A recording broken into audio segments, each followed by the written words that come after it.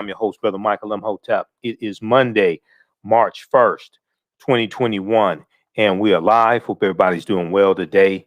It's been a very, very busy Monday. It's been a manic Monday. We know African American History Month just ended, but we don't stop studying our history and celebrating our history because February has ended. So, yesterday on our Sunday night show, where we actually have 2 hours, um, we talked about the new movie from director Lee Daniels starring Andra Day, um, the United States versus Billie Holiday, the United States versus Billie Holiday. And this deals with the story of Billie Holiday, jazz singer, being persecuted by the U.S. government, chiefly Harry J. Anslinger, who was a white supremacist bigot, and targeted for her drug usage because she sang the song Strange Fruit and refused to stop singing the song Strange Fruit, which talked about the horrors of lynchings of African Americans in this country. So, Sunday, while we were on the air, the Golden Globes were taking place. The Golden Globe Awards were taking place. And I didn't mention the Golden Globes because I don't watch them. But some African Americans won big at the Golden Globes last night, and one of them was Andra Day. And Andra Day won for her role as portraying Billie Holiday. And Andra Day is the first Black woman to win Best Actress at the Golden Globes in 35 years. Okay, so we're going to talk about that. And also, Chadwick Boseman won at the Golden Globes as well for his his role in Ma Rainey. Okay, and his wife accepted on his behalf. We know Chadwick Boseman tragically passed away last year. And also, Daniel Kaluuya won for his portrayal of Fred Hampton in Judas and the Black Messiah. So we'll discuss that a little bit. Now, yesterday's show it was jam packed, and we dealt a lot with Billie Holiday and the history of Billie Holiday and the war on drugs and Harry J. Anslinger. So we re-air those shows on our Facebook fan page, The African History Network, The African History Network. So be sure to go back and watch that. Okay, that's from February 28th, and it's also in audio podcast format because I uploaded the audio podcast today. So I on yesterday's show, um, I didn't get a chance. I mentioned an article from the Griot about Andra Day on speaking about the trauma of portraying Billie Holiday. Andra Day speaking about the trauma of portraying Billie Holiday. And she said, I hated myself in that moment. The Grammy nominated singer opens up about her starring role in the United States versus Billie Holiday. So we're going to squeeze that in and talk about that a little bit on today's show also. Now, there was a story dealing with the WNBA. And I saw this from a couple of days ago and did not get a chance to talk about it. I was thinking about dealing with it on Sunday's show, but Sunday show was so jam packed we didn't get to it. WNBA star Renee Montgomery, WNBA star Renee Montgomery co-owns Atlanta Dream, the Atlanta Dream WNBA team, ousting former owner, former Senator Kelly Loeffler of Georgia. So this is a great story, and this is a story about ownership. Renee Montgomery retired in the month of February from the WNBA after 11 seasons in the WNBA and became the first former player to own a WNBA team. But even better, she bought the team. She's co-owner of it. She bought the team. Her and her partners bought the team from former Senator Kelly Loeffler, who who's a Donald Trump supporter, number one. Number two, against the Black Lives Matter movement and was against the the players on the Atlanta Dream, against them speaking out in support of Black Lives Matter. So we're going to talk about that story. That's a really, really good story there. Once again, this is about ownership. Okay. And then lastly, there was a story from February 27th. And I was thinking about doing this on the Sunday night show, but we had so much dealing with Billie Holiday, and there's so much history that ties in dealing with Billie Holiday, um, that we didn't get to this. But February 27th was the anniversary of Congressman John Willis Menard. Congressman John Willis Menard. He was the first African American man elected to the U.S. House of Representatives. And this was in 1869. And on February 27th, 1869, the U.S. Congress voted against seating John Willis Menard, the first African American man ever elected to the U.S. House of Representatives. We're going to talk about that as well in our history segment. Okay. All right. So on the African History Network show, we focus on educating, empowering, and inspiring people of African descent throughout the diaspora and around the world, because right knowledge corrects wrong behavior. What you do for yourself, what you do to yourself, and what you allow other people to do to you and get away with is based upon what you think about yourself. What you think about yourself is based upon what you have been taught about yourself. What you've been taught about yourself is based upon everything you've read, heard, and seen about yourself. So when you control the radius of a man or a woman's thoughts, you can control the circumference of his or her actions, because the mind can't do or teach what it doesn't know. Now, we deal with a number of different topics here on the African History Network show. We deal with current events and history and politics, education, economic empowerment, entrepreneurship, relationships, love, sex, health issues, and much, much more. Sign up for our email newsletter. Text the word Kemet, K-E-M-E-T, to 22828. To sign up for our email newsletter, text the word Kemet, K-E-M-E-T, 22828 to sign up for our email newsletter. Also visit our website, AfricanHistoryNetwork.com, AfricanHistoryNetwork.com, and sign up for our email newsletter there as well. You can still register for the online course that I teach, Ancient Kemet, the Moors, and the Ma'afa, Understanding the Transatlantic Slave Trade, what they didn't teach you in school. This is an 8-week, 16-hour online course that I teach. We deal with thousands of years of history. It meets on Tuesdays, 8 p.m. to 10 p.m. Eastern Standard Time. So our next class is Tuesday, March 2nd. And we're going to start getting into the history, dealing with the history of the Moors on Tuesday's class. We had a great class last Tuesday. Our guest speaker was Dr. David Imhotep, author of the book, The First Americans Were Africans, Documented Evidence. So we do the classes live, but they're all recorded. So you can go back and watch them over and over again. You can watch classes that you missed. You can watch from around the world. So as soon as you register, you'll be able to watch last week's class with Dr. David Imhotep. And then the class before that, our guest speaker was Sister Nubia Wardford, cultural anthropologist. And we dealt with the origins of ancient Kush, and the African queens of antiquity. Okay. So visit our website, AfricanHistoryNetwork.com. AfricanHistoryNetwork.com is right on the homepage. You can register there. It's classes on sale, $80, regularly $130. There's also bonus content that you can watch. But this is a 8-week, 16-hour online course that I teach called Ancient Kemet, the Moors, and the Ma'afa, Understanding the Transatlantic Slave Trade, what they didn't teach you in school.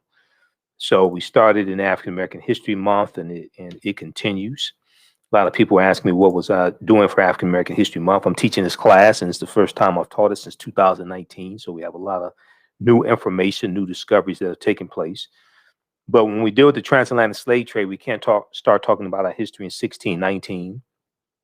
We can't start talking about the transatlantic slave trade in 1441 when the Portuguese go into Mauritania. We have to deal with hundreds of years of history leading up to the transatlantic slave trade taking place. And we have to deal with thousands of years of history that leads up to that as well. We have to understand that African people are the original people of North, Central, and South America and have been in the land we call the United States of America going back at least 51,700 years ago. And in our class Tuesday, Dr. David M. Hotep talked about new research that shows an African presence in Mexico going back 250,000 to about 325,000 years ago. So we can't start studying our history in slavery. And when we look at the transatlantic slave trade, we have to understand historical events that lead to it taking place and deal with the 800-year occupation of Europe by the Africans known as the Moors, who take the teachings from ancient Egypt, ancient Kemet into Europe. And it's going to be these teachings that bring Europe out of the Dark Ages. So visit our website, AfricanHistoryNetwork.com. And there's also a preview of video that you can check out as well. All right, we're coming up on a break here. You listen to the African History Network show right here on 910 AM Superstation Future Radio. I'm Michael M. Hotep, 313-778-7600.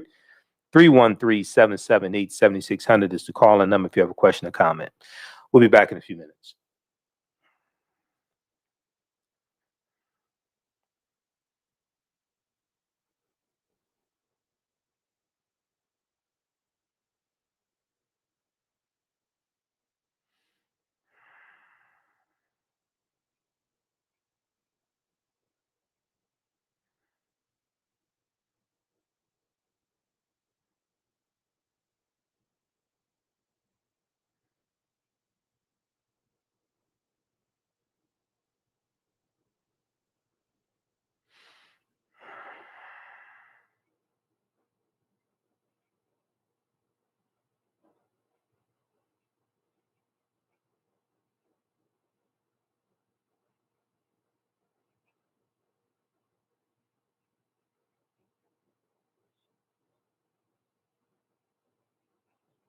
Stand by, everybody.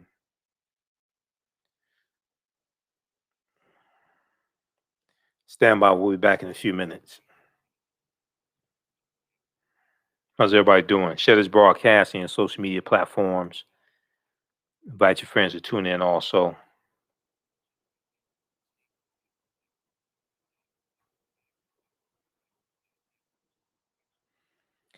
All right. Let's see. We've got Lawrence here. Visit ourblackcoin.com, ourblackcoin.com. Lawrence, I didn't forget about you. I'm getting caught up on commercials. Being that February is over with, it's things have slowed down a little bit. So I'm working on commercials. I was working on commercials this weekend, working on commercials tomorrow. But visit ourblackcoin.com, ourblackcoin.com.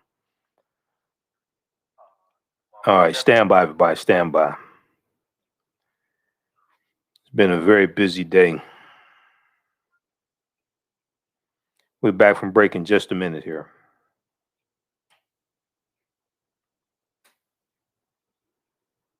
All right, we got Wadsworth listening. We've got Sherwin. Yeah, I was watching some of the movie yesterday, man. I renewed my subscription to Hulu. I haven't had a Hulu subscription in, I guess, 3 years now. I wasn't watching it. And I had the package of something like $15 a month. So, but I renewed it to watch the movie, The United States versus Billie Holiday. Stand by. Welcome back to the African History Network show right here on 910 AM Superstation, the Future Radio. Hey, I'm your host, Brother Michael M. Hotep. It is Monday, March 1st, 2021. January and February are already gone. February is a blur. It's African American History Month, very, very busy month. But we're here.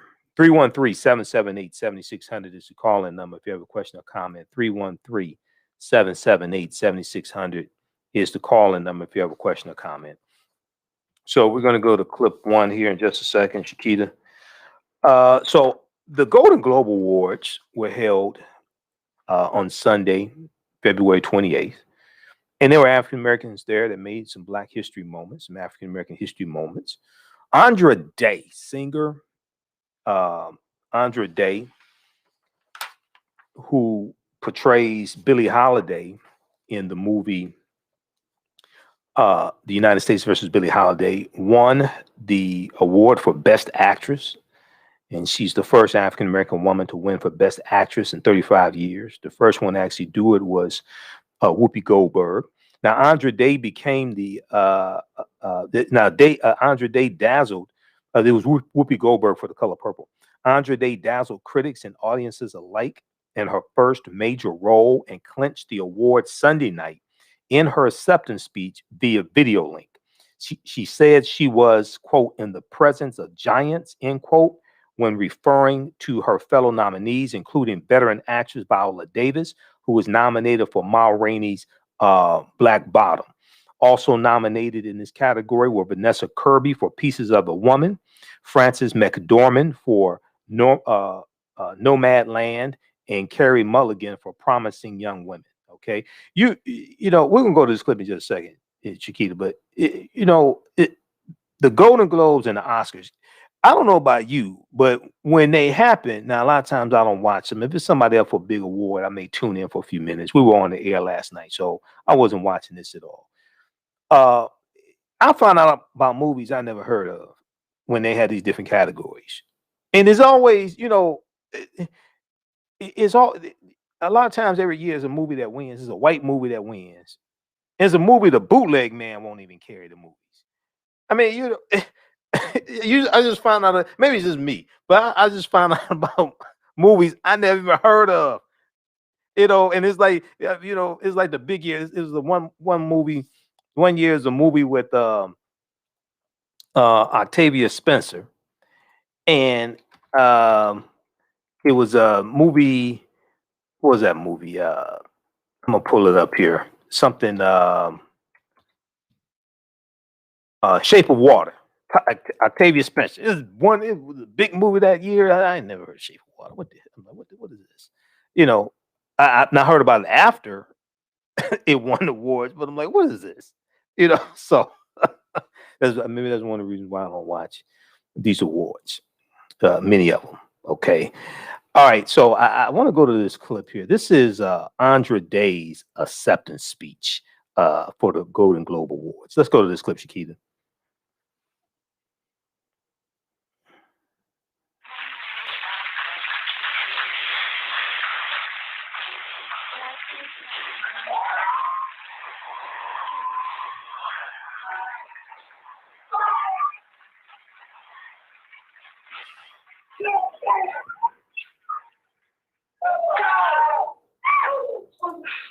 Sorry, y'all. So, okay. Can you just give me the paper, please? First, I would just want to say thank you so much, first of all, to God, to Christ, my faithful and true. With no shame, just thank you so much for bringing me to get me through Mom, Dad, D, Josh Jackson. To Lee Daniels, my great love, my first love, the SOP, Nohan Hari, my acting coach, Tasha Smith, dialect coach, Tom Jones, Hulu, to all the people at the HSCA. Thank you so much for being so engaged in Billie's story. To Trevante, to Tyler, to Miss Lawrence, Devon, Natasha Evans, Tone Garrett, Rob, Blake, Adrian, Leslie, and to my great team, Jeffrey and Miriam.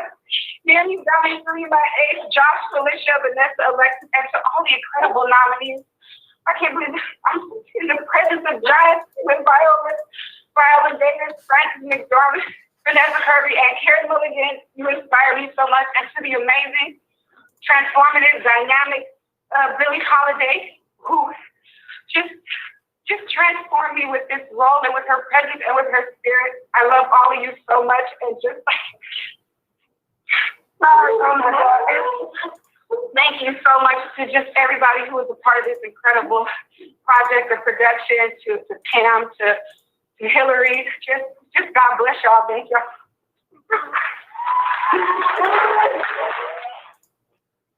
All right. So that was Andra Day's acceptance speech. And needless to say, I think she was pretty surprised that she won and beat out Viola Davis But I mean, she did a fantastic job. Viola Davis did a great job as well as Ma Rainey. Um, so there's these movies about historical figures. Daniel Kaluuya winning for portraying Fred Hampton. Who would have thought this this would have happened? Portraying Fred Hampton, a black revolutionary, killed by the U.S. government, FBI, and Chicago police. That this is when you have these movies like this shines light onto these historic figures and causes us to dive in and study their lives, study their movements. I mean, Billie Holiday is somebody fantastic to study in preparation for Sunday's show, yesterday's show. When we went deep into the history of Billie Holiday, I learned some things I didn't know about her, some things, I was familiar with, but in preparing for yesterday's show, and I learned a lot more about Billie Holiday. And previously, I did not really know the connection between Billie Holiday and Harry J. Anslinger. I knew she was persecuted. I knew her drugs, her heroin usage was an issue, but I already knew about the treachery of Harry J. Anslinger. Okay. And that collided, and he brought down Billie Holiday. And ultimately, I mean, you could literally say Harry J. Anslinger helped kill Billie Holiday. I mean, that would not be far fetched. Okay. So be sure to listen to our February 28th, 2021 show. You can watch the broadcast at our Facebook fan page, The African History Network, The African History Network. Be sure to subscribe and turn on notifications so you know when we go live. And then also on our YouTube channel, Michael M. Hotep, IMHOTEP. And subscribe there and turn on notifications so you know when we go live. Okay, so Andra Day won. Congratulations to Andra Day. Now, Viola Davis's co-star, the late Chadwick Boseman, won the Best Actor trophy for his final performance in Ma Rainey's Black Bottom. His and Andra Day's wins mark the first time in Golden Globe history that both the Best Actor and Best Actress winners were African Americans. In Golden Globe history, this is the first time the Best Actor and Best Actress winners were African American. Now, fans took to Twitter to celebrate Andra Day's victory, including Leslie Odom Jr., who simply tweeted her name following big 6 exclamation points. The last African American woman to win the Best Actress award at the Golden Globes was Whoopi Goldberg for The Color Purple 1986. I'm not a big fan of The Color Purple, but congratulations to Whoopi Goldberg also. Halle Berry was nominated for Monsters Ball in 2002 and lost, but then went on to win the Oscars, the Academy Award for Monsters Ball. Hated Monsters Ball also.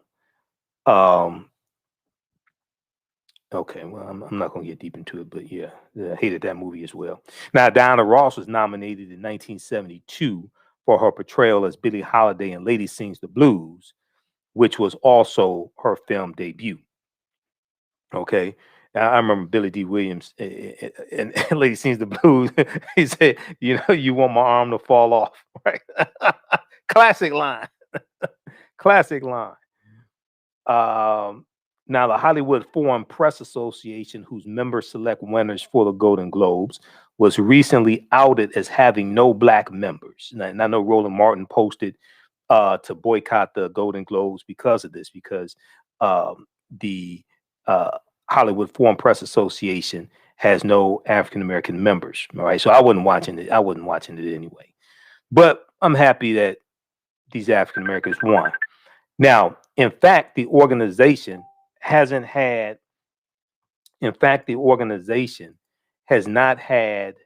a black member since 2002. The organization has not had a black member since 2002. Earlier this month, the Hollywood Foreign Press Association announced it was fully committed to diversifying its membership. Okay, now the movie The United States versus Billie Holiday, which was directed by Lee Daniels and written by Suzanne Laurie Parks, dramatizes the final years of Billie Holiday's life, as we talked about on yesterday's show. Okay, so be sure to go back and watch that, and you can listen to yesterday's show also in audio podcast format, wherever you get your audio podcast from. But you can download the iHeartRadio app. You can listen to 910 AM Superstation live on iHeartRadio, and also search for the African History Network show, because we have a page there on iHeartRadio. They have, I think, maybe about 300 of my audio podcasts, including yesterday's show. So the United States versus Billie Holiday, which was directed by Lee Daniels and written by Suzanne Laurie Parks, dramatizes the final years of Billie Holiday's life when she was persecuted by the federal government for refusing to stop singing the song Strange Fruit. That 1939 recording, with its haunting lyrical descriptions of Black American lynching victims, has been called the clarion call that launched the modern civil rights movement. The clarion call that launched the modern civil rights movement. Now, Lee Daniels, you know, he called her the first civil rights leader. That's going too far. What was Ida B. Wells?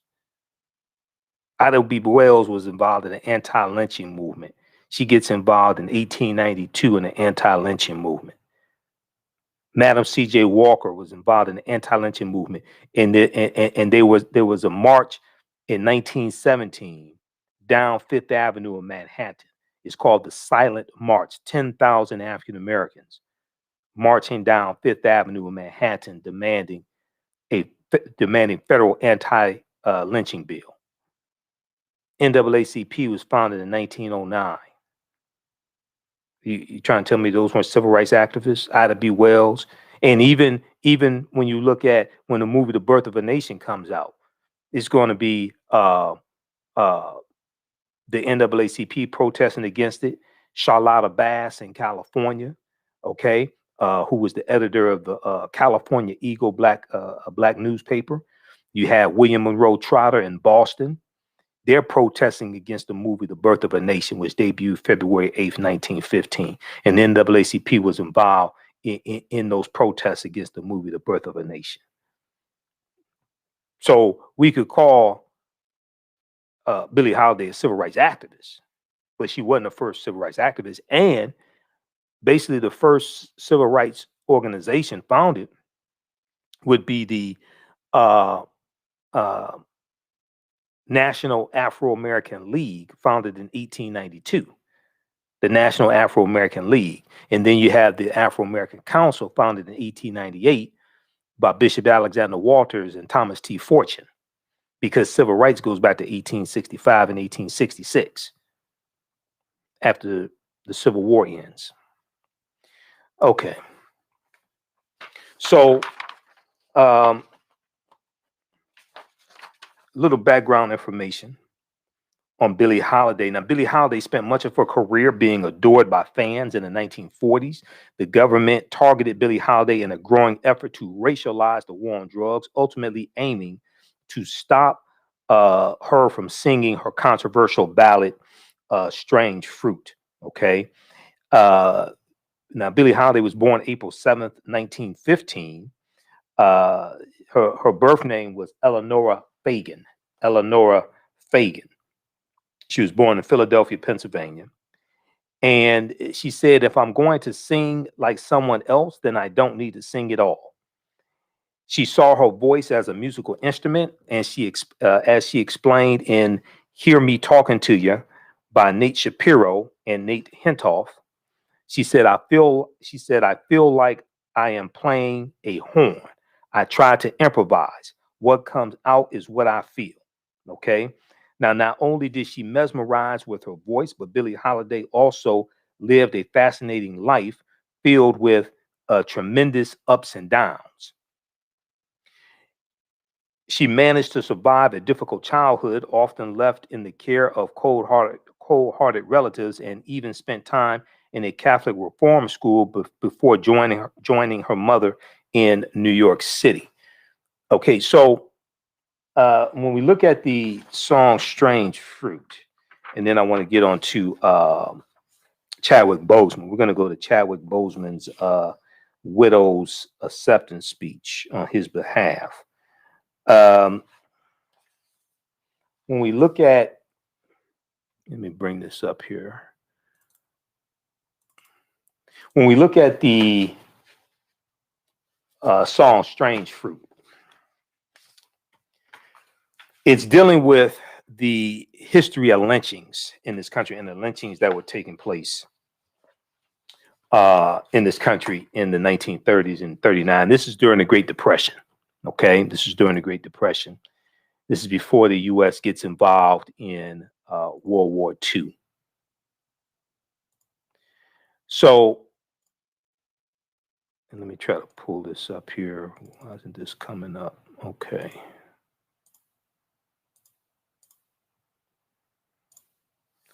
All right.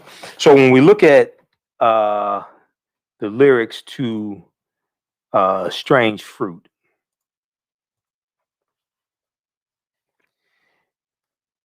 the lyrics are Southern trees bear strange fruit. Southern trees bear strange fruit. Blood on the leaves and blood at the root. Black bodies swinging in the southern breeze. Strange fruit hanging from the poplar trees. So we know she was threatened by the federal government. And they told her to stop singing the song, but she refused and kept singing it. So much for people who say music doesn't matter and lyrics don't matter and all types of nonsense like that, right? Why did they persecute Billie Holiday for lyrics if songs and lyrics don't matter and it's just entertainment? We're all the just entertainment people. Okay, let me refresh this screen just 1 second here. So we're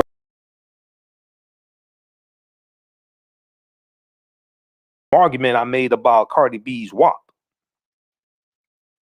Music matters, lyrics matter. You can't just brush things off as just entertainment. The what you read, see, and hear affects the way you think, feel, act, and behave. So you can't just brush these things off as just entertainment. And the federal government understood. They felt that it was dangerous for her to sing this song because it exposed the hypocrisy of America. It exposed the hypocrisy of America. Okay, so next I want to go to Chadwick Boseman's widow. Okay, so Chadwick Boseman also won for Ma Rainey. Okay, Chadwick Boseman's wife tearfully accepts his award for Best Actor. She said he would thank his ancestors. Now, Chadwick Boseman was named the posthumous winner of Best Actor in a Motion Picture for his portrayal of Levy Green, in Ma Rainey's Black Bottom at the Golden Globe Awards. Okay. Now, accepting the award on his behalf was his widow, his wife, Taylor Simone Ledward, who delivered a tearful speech about what her late husband would say if he were here. Okay. Let's go to that clip, Shakita.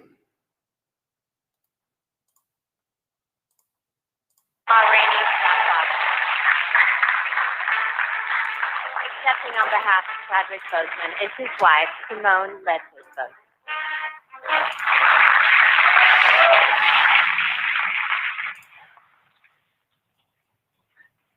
He would thank God. He would thank his parents. He would thank his ancestors for their guidance and their sacrifices. He would thank his incredible team, Michael Green, Azim Chiba, Nikki Fioravante, Evelyn O'Neill, Chris Hussain, Logan Cole. He would thank his team on set for this film. Deirdre Dixon, Sean Richards, Craig Anthony, and Andrew Carlone. He would say something beautiful, something inspiring, something that would Amplify that little voice inside of all of us that tells you you can, that tells you to keep going, that calls you back to what you are meant to be doing at this moment in history. He would thank Mr. George C. Wolfe, Mr. Denzel Washington, lots of people at Netflix.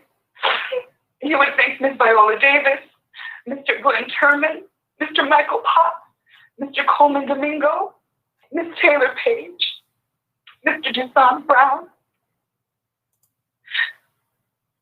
And I don't have his word, but we have to take all the moments to celebrate those we love. So thank you, HSPA, for this opportunity to do exactly that. And hun, you keep on coming.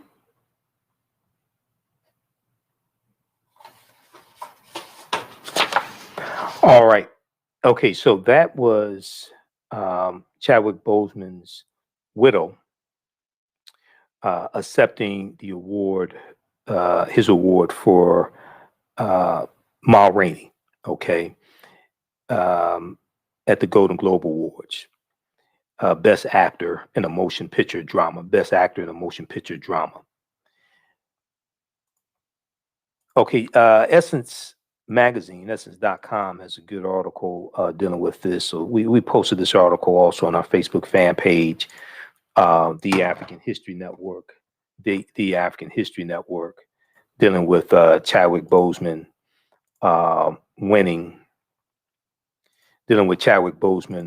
winning at the Golden Globe Awards. Okay, and let me pull up this picture here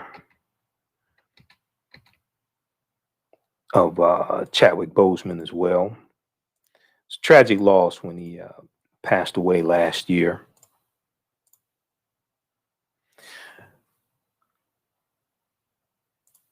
All right, so the article from Essence.com is entitled Chadwick Boseman's wife tearfully accepts his award for Best Actor.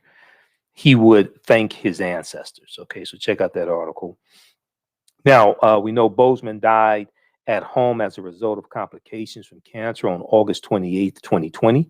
He was diagnosed with stage 3 colon cancer in 2016, 1 year after he began dating Ledward, his wife, okay, and Taylor Simone Ledward. Now, the two became engaged in 2019 and later became engaged before Boseman's passing last year, became married before Boseman's passing last year. Now, finishing out her speech, Ledward said, quote, "I don't have his words, but we have to take all the moments to celebrate those that we love." As for her message to Boseman, she looked toward the sky in tears, saying, "You keep them coming." All right, so check out that article from Essence.com. Then we also saw that Daniel Kaluuya won for portraying Fred Hampton in Judas and the Black Messiah. Okay, and this was another big win as well. Now, there were technical difficulties with during his acceptance speech. TheGrio.com is an article dealing with this. Daniel Kaluuya's Golden Globes win hampered by bad audio. Okay, but congratulations to Daniel Kaluuya as well, especially for portraying somebody like Fred Hampton, Chairman Fred Hampton. So the film was directed by Shaka King. Who Daniel Kaluuya called his leader and general once the technical difficulties that plagued the first part of the speech had finally ceased. And let me flip over to this other article here. All right.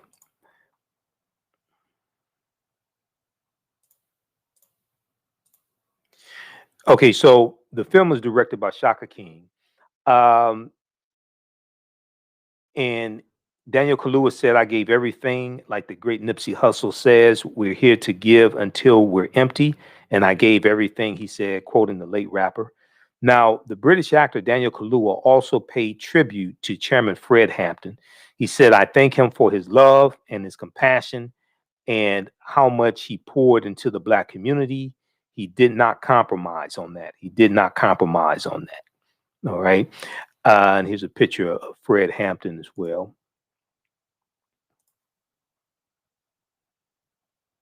Okay. It's a picture of Fred Hampton. Now, Kaluuya also took time to reflect on how important the film that was executive produced by Ryan Coogler and based on a story written by the Lucas brothers is to the industry. He said it's so hard for films like this to be made, and he's correct about that. You have to tip your hat to Ryan Coogler. It made $1 billion when he pitched this. So many people tried to make this movie. I think he's referring to Black Panther made $1 billion when he pitched this movie uh, about Fred Hampton. So many people tried to make this movie. Antoine Fuqua tried to make it. The fact that the mainstream people are arriving to this, the audience is everything. Now, the technical difficulties are understandable given the virtual format of this year's ceremony, but given the ongoing hashtag Times Up Globes movement in response to the HFPA admitting it has no Black members, made the technical glitch feel especially bad because the technical glitch happened during Daniel Kaluuya's acceptance speech, and he won. He wasn't playing a dirty cop, or he wasn't playing a um, you know, some undesirable character. He was playing Fred Hampton, a historical figure in African American history. So just very interesting. Okay. But check out this article here from thegrio.com. Daniel Kaluuya's Golden Globes win hampered by bad audio. You did me dirty. Okay, so let me see here. We're gonna squeeze in. This is what we're gonna do. Andra Day on trauma portraying Billie Holiday. We're gonna have to push that to tomorrow because we're almost out of time here.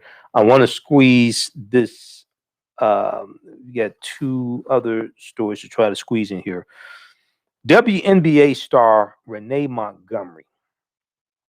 Renee Montgomery co-owns the Atlanta Dream. This is a good story dealing with ownership. Okay. Oftentimes we hear about athletes that go broke after their playing days are over. And I'm sure some of this applies to the WNBA female athletes as well. But this is a good story about ownership and also taking the team away from a bigot like uh, former Senator Kelly Loeffler. All right.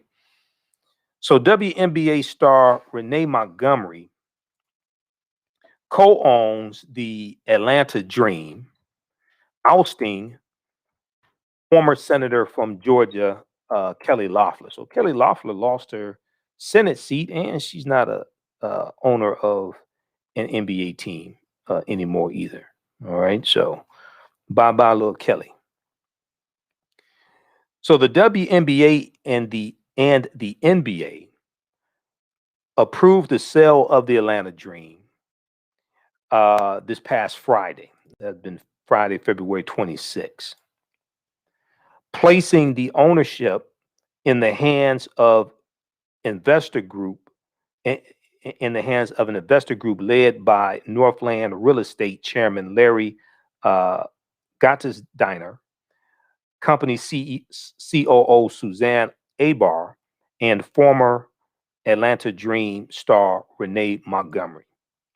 And let me pull this article up here. News1.com has a good article about this.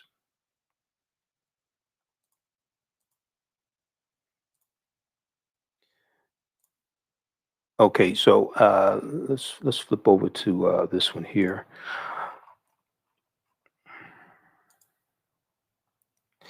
So So the Atlanta Dream tweeted, "Welcome to the Atlanta Dream. Congratulations to our former teammate and two-time WNBA champion Renee Montgomery and Larry Gottesdiener and Suzanne Abar on their new roles as investors in the Atlanta Dream. We are thrilled to welcome them to the team and can't wait for this exciting next chapter." Now, Renee Montgomery retired in the month of February after 11 seasons in the WNBA and became the first former player to own a WNBA team, the first former player to own a WNBA team. Now, this is Montgomery's second venture into owning a sports franchise. In January, she partnered with former NFL player Marshawn Lynch as co-owner of Beast in the new fan-controlled football league. Okay, the new fan-controlled football league. I never heard of it, but okay. Friday's announcement ended the 10-year investor stake for owner, former Senator Kelly Loeffler, who lost her bid in January to Reverend Raphael Warnock. He beat her twice for her Senate seat. Now, splintering between the former Georgia senator and Atlanta Dream players began in 2020 during the Black Lives Matter protests, where sports athletes played a large role in megaphoning and elevating the moment to the masses. Kelly Loeffler, a conservative who's a Donald Trump supporter, aligned herself with overt racists and bigots and white supremacists who kept showing up to her rallies, and she kept taking pictures with them. You know, maybe they reminded her of her family members or something. I don't know. How these pictures just keep popping up of you white supremacists. And a lot of people in Georgia knew they were white supremacists. Everybody knew except you. Okay. All right. Bigots and white supremacists opposed the social justice initiatives led by sports teams. Now, Kelly Loeffler penned a letter to WNBA Commissioner Kathy Engelbert last summer in an attempt to reduce the importance around the organization's social justice initiatives. Oh, so much for Black Lives Matter. Okay. Those watching on our Facebook fan page, The African History Network, and our YouTube channel, Michael M. Hotep, keep watching. We're going to keep broadcasting. We're out of time here on 910 AM Superstation WFDF. Right now, it's correct. Wrong behavior is not over till we win. Wakanda forever. Stay tuned for Pastor Greg Davis. We'll talk to you tomorrow night. Peace. All right, stand by, everybody. We're going to keep going for a few more minutes. How's everybody doing? Hey, if you like this type of information, also, you can donate to the African History Network. You can support us, $ the AHN Show through Cash App. $ the AHN Show through Cash App, also through PayPal, paypal.me/the AHN Show, paypal.me/the AHN Show. If you do it through Cash App, be sure to type in $ the AHN Show, SHOW, through Cash App. We also have the information at our website, AfricanHistoryNetwork.com. Be sure to register for the online course that I teach, Ancient Kemet, the Moors, and the Ma'afa, Understanding the Transatlantic Slave Trade, what they didn't teach you in school. Ancient Kemet, the Moors, and the Ma'afa, Understanding the Transatlantic Slave Trade, what they didn't teach you in school. We meet on Tuesdays, 8 p.m. to 10 p.m. Eastern Standard Time. And we do the classes live. Okay. And all the sessions we do them live. You can ask questions in the class through the live chat. All the sessions are recorded. All right. So be sure to register for that. As soon as you register, you can watch the class from last week, where our guest speaker was Dr. David M. Hotep, author of the book, The First Americans Were Africans, Documented Evidence. And he also talked about his new book coming out, which will be out by the end of March 2021, The First Americans Were Africans Revisited. And he talked about his book coming out about his time with Muhammad Ali as Muhammad Ali's nutritionist for Ali's last 6 fights. Okay. I want to go to this clip here from Renee Montgomery. Let's go to this clip here this is on her Twitter page. Let's see if we can get this to play here. Okay, what's up? Okay, so you may have seen, but if you have not seen, I am now the co-owner of the Atlanta Dream, and I'm so excited. I have so much to say. Check out Remotely Renee. I'm going to tell you all about it. Okay, what's up? What's up? Okay. So you. It's a quick clip right there. 13-second clip from her Twitter page. So follow her on Twitter, Renee Montgomery on Twitter. Blessings moments really do equal momentum. I'm so excited. So can y'all start showing y'all support by hitting the follow button at Atlanta Dream, okay? So Kelly Loeffler, a conservative who aligned herself with white supremacists, penned a letter to WNBA Commissioner Kathy Engelbert last summer in an attempt to reduce the importance around the organization's social justice initiatives.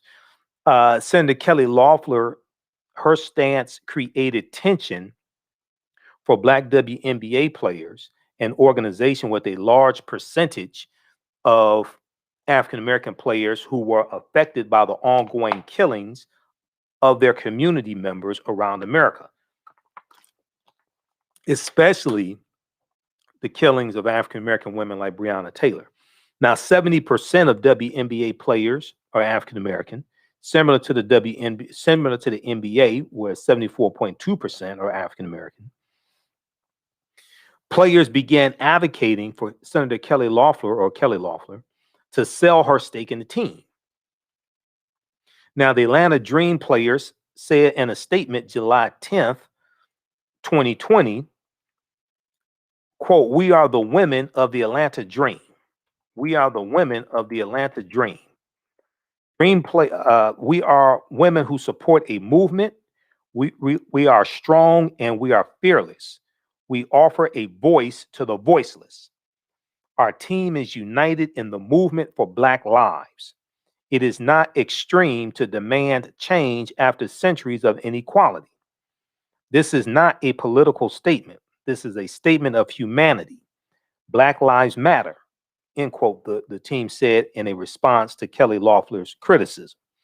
Now, LeBron James tweeted, think I'm going put together an ownership group for the Dream. Who's in? Now, he tweeted that January 6, 2021. Okay. Now, at one point, the Atlanta Dream players even donned T-shirts that said "Vote Warnock." Okay, vote Warnock. You see them here for Reverend Raphael Warnock. Vote Warnock. Okay, and they're saying vote the team owner out of her Senate seat. I don't blame them. Now, Renee Montgomery sprung into action around ownership after NBA star LeBron James expressed interest in purchasing the team earlier in 2021. Kelly Loeffler, a former co-owner Mary Brock, released a statement in support of the new ownership. What else were they going to do? Quote, "It was also important to us to help level the playing field for women's professional sports. We are proud of what we accomplished and wish the team well in their next chapter.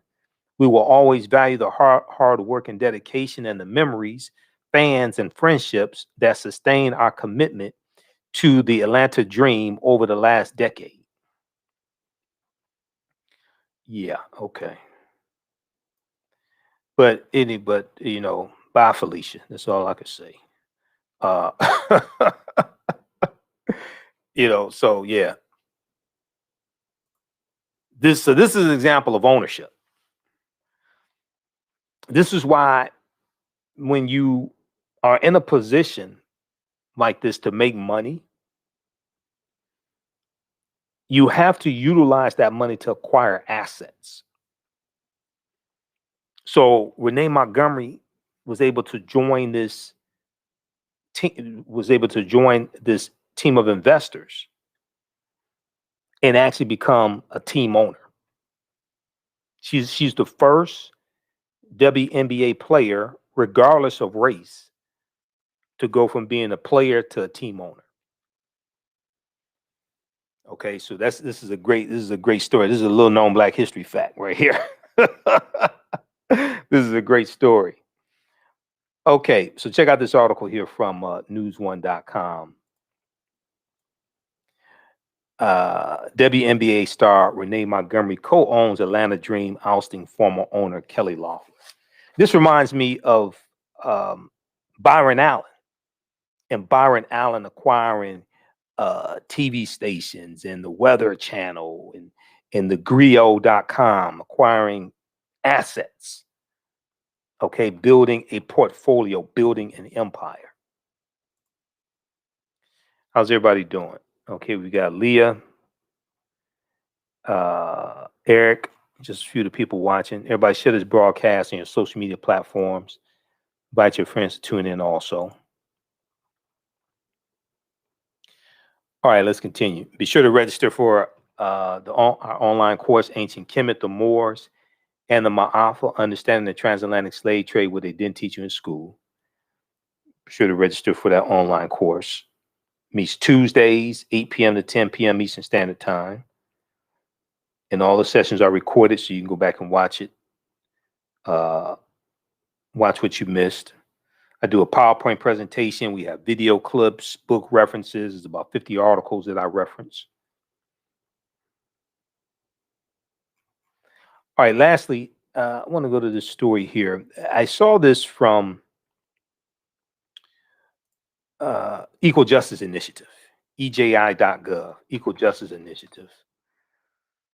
And they had this story, Congress refuses to seat John Willis Menard, the first Black man elected to the U.S. House of Representatives. Congress refuses to seat John Willis Menard, the first Black man elected to the U.S. House of Representatives. Okay, and he was elected in 1869.